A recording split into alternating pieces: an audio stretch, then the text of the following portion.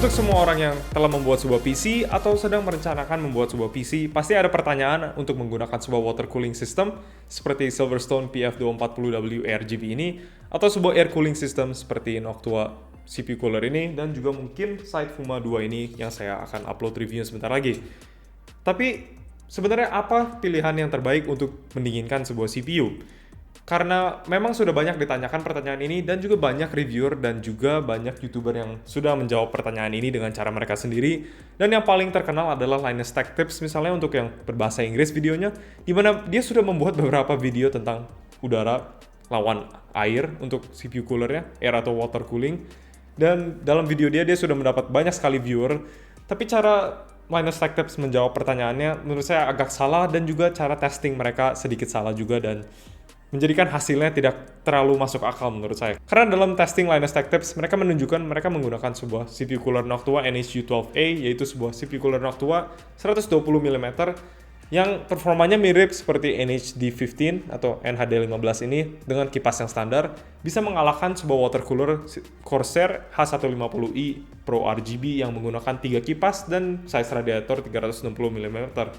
Dan menurut saya itu sebuah hasil yang sangat aneh dengan tidak masuk akal, karena untuk water cooling bisa dikalahkan dengan air cooler sangat kecil itu, berarti ada sesuatu yang salah dengan cara Anda mengetesnya. Karena dalam pengalaman saya, tidak pernah saya bisa melihat sebuah water cooler yang bisa dikalahkan dengan air cooler. Bahkan dengan NHD15 ini tidak bisa mengalahkan cooler Silverstone ini, yaitu sebuah water cooling system hanya dengan radiator 240 mm. Untuk mengetesnya, saya akan menggunakan PC saya, yaitu sebuah PC di dalam casing Lianli TU150 dan menggunakan CPU Ryzen 9 3900X 12 core.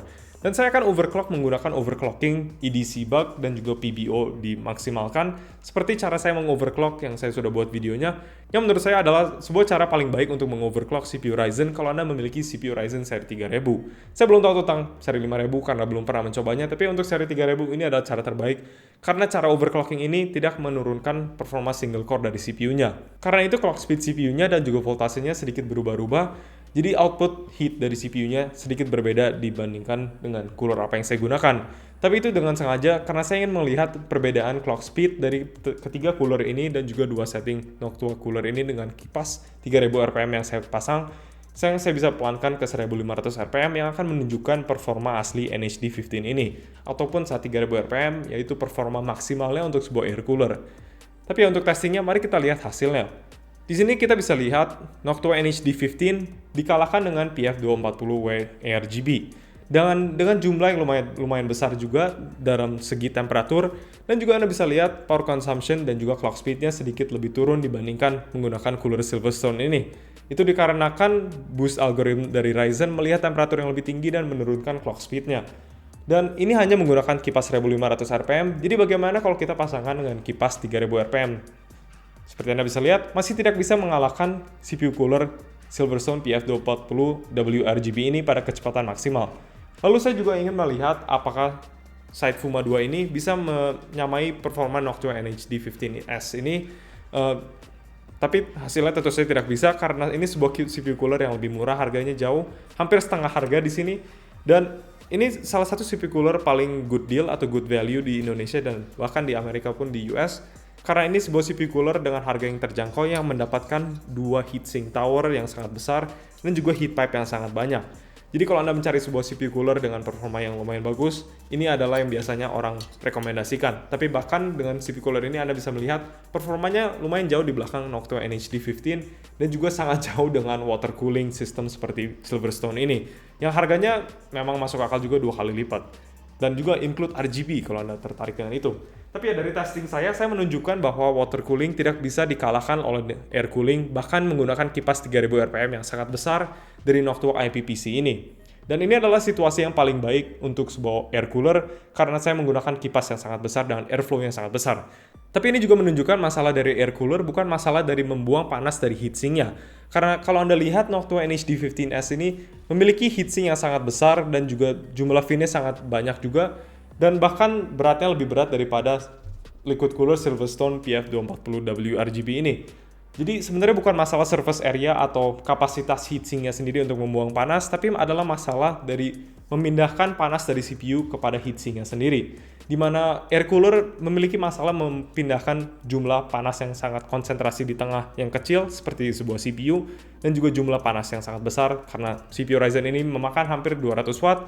Itu sangat bermasalah untuk air cooling karena air cooling hanya menggunakan heat pipe saja untuk menggerakkan panasnya dari copper base dari heatsinknya yang dari CPU kepada heatsink surface yang akan ditiup oleh kipasnya untuk membuang panasnya.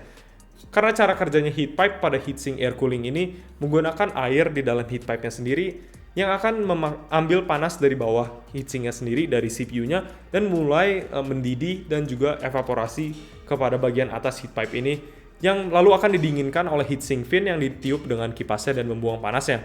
Dan saat sudah dingin, airnya akan kembali balik kepada base heatsinknya sendiri untuk mendinginkan CPU-nya kembali. Tapi seperti Anda bisa lihat, proses heat pipe membawa panas ini dengan air membutuhkan energi panas dari CPU-nya sendiri untuk mengevaporasikan airnya kepada heatsinknya sendiri. Dimana kalau Anda menggunakan sebuah water cooler, airnya sendiri diputarkan gerakannya menggunakan sebuah pompa di dalam water cooling unitnya sendiri. Dan karena itu pergerakan airnya jauh lebih cepat pada water cooler dibandingkan pada heatsink dengan air cooling yang menggunakan heat pipe biasa. Oleh karena itu dalam segi fisikanya tidak mungkin sama sekali air cooler bisa mengalahkan water cooling dalam segi berapa cepat mereka bisa memindahkan panas dari bawah heatsink base-nya kepada heatsinknya. Karena mengevaporasikan air menggunakan panas akan selalu lebih pelan daripada menggunakan pompa untuk menggerakkannya kepada radiatornya atau kepada heatsinknya. Oleh karena itu, water cooling memang selalu memiliki sebuah keunggulan untuk memindahkan panas dari CPU kepada heatsinknya sendiri. Dan itulah perbedaan performance dari water cooler dan air cooler. Bukan dari segi size dari radiator dan heatsinknya sendiri, yang dimana air cooler malah biasanya lebih besar size-nya. Seperti Anda bisa lihat, Side Fuma 2 ini heatsinknya sendiri lebih besar dan lebih berat dibandingkan radiator dari water cooler ini. Tapi performanya jauh lebih bagus untuk radiator dari Silverstone ini karena bisa memindahkan panas dari CPU-nya jauh lebih cepat. Oleh karena itu, hasil testing dari Linus Tech Tips yang terakhir mereka upload tentang air cooling versus water cooling sama sekali tidak masuk akal, di mana mereka menunjukkan Noctua NH-U12A, yaitu sebuah air cooler Noctua yang performanya mirip dengan NH-D15 dengan kipas 1500 rpm, bisa mengalahkan CPU cooler water cooling yang jauh lebih besar dari Corsair. Itu mungkin bukan karena kesalahan fan speed atau lain-lainnya, tapi saya juga tidak tahu karena mereka tidak menunjukkan fan speed yang mereka gunakan. Tapi dari segi kebisingan kipasnya yang mereka report di videonya, mirip sekali dengan testing reviewer yang lain. Jadi mungkin bukan kesalahan kecepatan kipas, tapi mungkin kesalahan kecepatan pompa pada water cooler sendiri, mungkin dikontrol dari motherboard, ataupun dikontrol oleh software Corsair sendiri agar menjadi lebih pelan. Oleh karena itu, performa water cooler-nya jadi jauh lebih buruk dibandingkan menggunakan air cooler. Karena seharusnya water cooler akan lebih baik daripada air cooler dalam segi pemindahan panas daripada CPU ke heatsinknya sendiri seperti saya bilang tadi. Jadi seharusnya tidak mungkin sebuah water cooler sekecil itu jadi tidak mungkin seharusnya sebuah air cooler sekecil Noctua NH-U12A itu bisa mengalahkan sebuah water cooler yang sangat besar, apalagi menggunakan CPU yang sangat panas yang mereka gunakan di video itu juga. Jadi menurut saya, hasil penemuan Linus Tech Tips di mana mereka menemukan bahwa air cooler performanya lebih baik dan juga kebisingan lebih rendah daripada water cooling adalah sesuatu yang salah. Karena sebenarnya water cooling akan selalu lebih baik, dan bisa dilihat juga dalam banyak review water cooler dan air cooler lain yang selalu menunjukkan water cooler lebih dingin dibandingkan menggunakan air cooler. Jadi saya tidak tahu kenapa Linus bisa mendapatkan hasil yang aneh seperti itu. Tapi sebenarnya apa keunggulannya untuk water cooling melawan air cooling? Water cooling misalnya, semua berat dari sistem pendinginnya akan ditahan oleh casingnya. Jadi kalau Anda sering memindahkan casing, tidak akan takut untuk merusak motherboard karena berat dari bobot water cooler, karena sudah dipasang ke casing, di mana dengan air cooler bobotnya akan bertahan pada motherboardnya.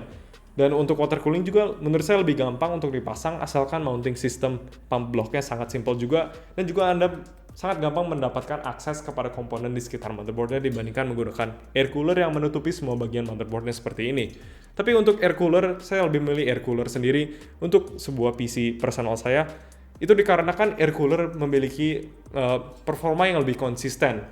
Bukan maksudnya performa temperatur ya, tapi maksudnya di mana water cooling bisa saja pompanya mulai menjadi tambah jelek dalam sekian waktu, atau mungkin mulai ada kotoran di pada airnya karena terkontaminasi di pabriknya, dan lama-lama performanya akan menurun dan menjadi dikalahkan dengan air cooler.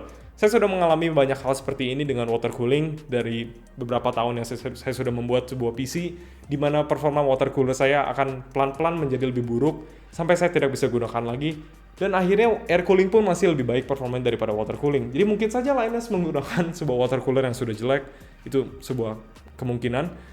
Karena kadang water cooler tiba-tiba tidak jalan saja juga karena mereka memiliki sebuah pompa di dalam pump headnya sendiri di water blocknya yang bisa tiba-tiba rusak dan Anda tidak bisa gantikan. Dimana untuk air cooling, Anda hanya memiliki sebuah kipas yang bisa rusak dan itu juga pun bisa langsung gampang diganti, dan performa heatsinknya sendiri tidak akan pernah mendeteriorasi dan menurun setelah sekian lama karena performa heatsink akan sama terus karena itu sebuah heat pipe yang sudah disegel dan tidak mungkin bocor.